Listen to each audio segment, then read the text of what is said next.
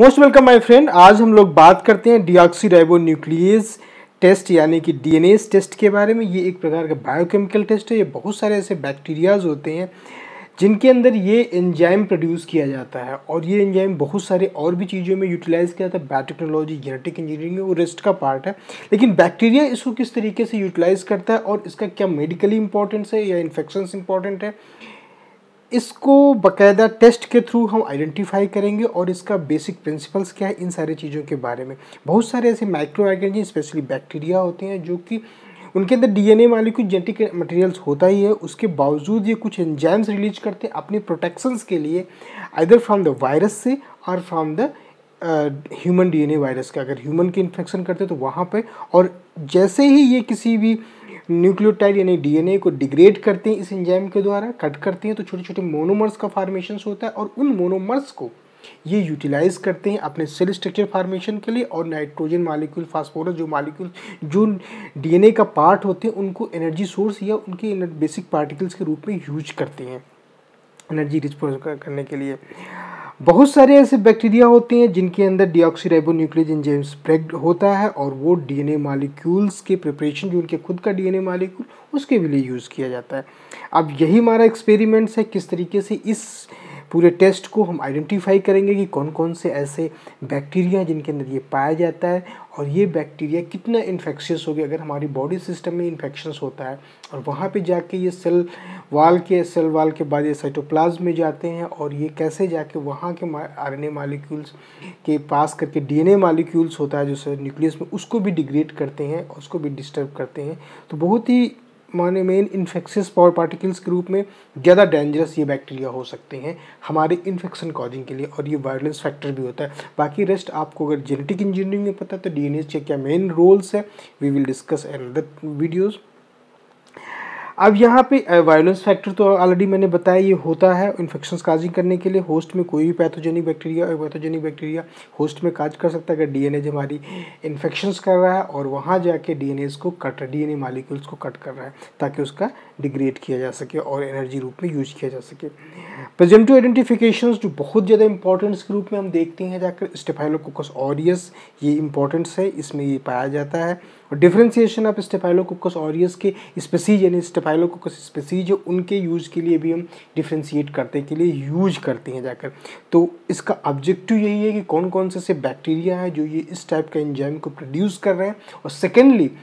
हम इसके जो डिफ्रेंशिएशन करते हैं staphylococcus, specially for the staphylococcus species को आइडेंटिफाई करने के लिए। तो ओवरऑल इंट्रोडक्शन हमारा ये है कि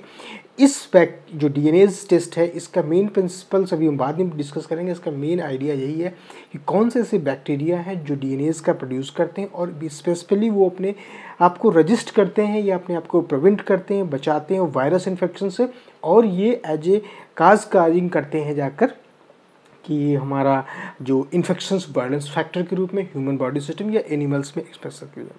अब प्रिंसिपल्स आता है, इसका बेसिक प्रिंसिपल्स हमें पता है कि डीएनएज एंजाइम हाइड्रोलाइज करता है डीएनए मॉलिक्यूल्स को और न्यूक्लियोटाइड और फास्फेट को रिलीज करता है, और ये जो न्यूक्लियोटाइड फास्फेट जो रिलीज होता है जाकर वो यूज होता है इसके एनर्जी सोर्स है सेल वॉल फॉर्मेशन के लिए। और जो एंजाइम्स है डीऑक्सीराइबोन्यूक्लियेज प्रोड्यूस करता है, इसके बाद कंसंट्रेशन छोटे छोटे ऑलिगोन्यूक्लियोटाइड का फॉर्मेशन हो तो हाई यील्डिंग होगी। मीडिया जो इसके लिए यूज़ किया जाता है हमें डिटेक्ट करने के लिए कि एंजाइम्स का कैसे होता है, उसमें हम 2-3 तरह के इंडिकेटर्स डालते हैं ताकि हमें पता हो। कुछ में हम इंडिकेटर नहीं डालते, जब एक्सपेरिमेंट करेंगे तो हमें कौन सा इंडिकेटर यूज़ किया जाता है एक मीडिया में, एक में हम विदाउट इंडिकेटर आइडेंटिफाई करते हैं। तो जो इंडिकेटर होता है टेलोडीन ब्लू होता है या मिथाइल ग्रीन के रूप में यूज करते हैं जाकर, और तो उसमें ये होगा तो ये जैसे हम उसका प्रिंसिपल यही है कि उसके साथ बाइंड कर लेता है जो हमारा डीएनए मॉलिक्यूल टूट के बाहर निकला है या ब्रेक डाउन हुआ जाकर, और जिसमें नहीं होता उसमें हाइड्रोलिसिस होने का पूरा प्रोसेस दिखता है जाकर। द फर्स्ट मेथड विदाउट हम जो नो इंडिकेटर ऐड करते हैं हाइड्रोलिसिस ऑफ डीएनए का इंडिकेट क्लियरिंग अगार, मतलब जहाँ पर भी होगा वो क्लियर होगा, क्योंकि अब उसके बाद हम उसमें HCl का सोल्यूशन डालते हैं। तो HCl के साथ जो रिएक्शंस होती है ऑलिगोन्यूक्लियोटाइड एसिड होने के कारण एक क्लियर जोन फॉर्मेशन हो जाता है। अगर वहाँ पर कोई भी डीएनएज है एक्टिविटी जिसके कारण बैक्टीरिया किल हुए, लेकिन अगर हमने ऐसे तो हमें नो इंडिकेटर है तो पता नहीं लगेगा, तो हम HCl का यूज करते हैं तो उससे हमें ये पता लगता है कि यहाँ कहाँ पर ये स्पॉट पाए जा रहे हैं जाकर। तो इसका बेसिक प्रिंसिपल्स ये है। और मिथाइल ग्रीन इंडिकेटर जब ऐड करते हैं, लेकिन इंडिकेटर एक विदाउट इंडिकेटर था और ये दूसरा इंडिकेटर के साथ, तब हमें कम्बिन ग्रीन कलर की कॉलोनीज का फॉर्मेशन होता है जाकर। Complex form by this methyl green with hydrolyzed DNA molecule, जो ब्रेक डाउन है डीएनए, उनके साथ हम इस चीज़ को देख सकते हैं जाकर प्रॉपरली, कौन से मॉलिक्यूल्स में हाइड्रोलिसिस हुई है, कौन से पार्ट में नहीं हुई जाकर। तो ये एक अच्छा खासा हमें ये एक्सपेरिमेंट ये पता लग सकता है जाकर कि किस तरीके के साथ डीएनए मॉलिक्यूल्स हाइड्रोलाइज हो रहा है, कहाँ नहीं हो रहा है। एक और इंडिकेटर्स होता है टोरिडीन्स ब्लू होता है, वो भी कॉम्प्लेक्स फॉर्मेशन करता है हाइड्रोलाइज डीएनए मॉलिक्यूल के साथ, जिसके कारण जो पिंक कलर आता है उसमें ग्रीन कलर आ रहा होता है, इसमें पिंक कलर का फॉर्मेशन हो रहा होता है। अब media dye with inhibit microbial growth, हम जो भी मीडिया है डाई के साथ यूज करते हैं तो वो इनहिबिट करता है ग्रोथ ऑफ बैक्टीरिया के। हैवी इनोकुलम इसीलिए हम यूज करते हैं, जब भी एक्सपेरिमेंट करेंगे जाकर तो बहुत ज़्यादा मात्रा में हमें यूज करना पड़ेगा इनोकुलम्स, बिकॉज कम यूज करेंगे तो जो डाई होती है मिथाइल ग्रीन हो या डिवलिन हो जाकर, तो ये इससे मीडिया जो ग्रोथ बैक्टीरिया ऑलरेडी डेड हो चुका है उसका, तो हमें उस तरीके की, क्योंकि डीएनए मॉलिक्यूल जो एंजाइम्स है वो रिलीज हो रहा है कि नहीं हो रहा, वो हाई जब होगा तभी हमें इंडिकेटर में पता लगेगा जाकर। स्टेफाइलो ऑरियस प्रोसेस जो हीट स्टेबल होते हैं एंजाइम थर्मोन्यूक्लियस,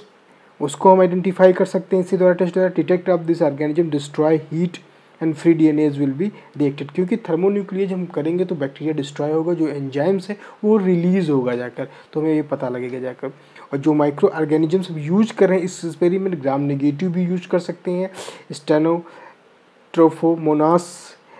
मेल्टफेलिया पॉजिटिव होगा जाकर, कोलेस्टीन्स या पॉलीमिक्सिन बी रेजिस्टेंट जितने भी बर्खोल्डेरिया कैप्सिका है जाकर वो निगेटिव होते हैं। ग्राम नेगेटिव डिप्लोकोकस हैं प्रेजेंटिव फॉर द मोरक्जिला, ये सारे बैक्टीरियाज को हम यूज करते हैं एक्सपेरिमेंटल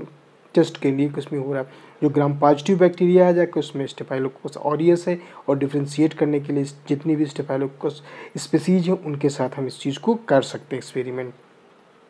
ग्राम नेगेटिव में इंट्रोबैक्टीरियसी फैमिली के जो भी बैक्टीरिया, सेरेसिया मैंने बताया, और क्लैप्सिला भी स्पीसीज, इंट्रोबैक्टर भी है, इनको भी हम बहुत ही फ्रिक्वेंटली यूज करते हैं क्योंकि ये सारे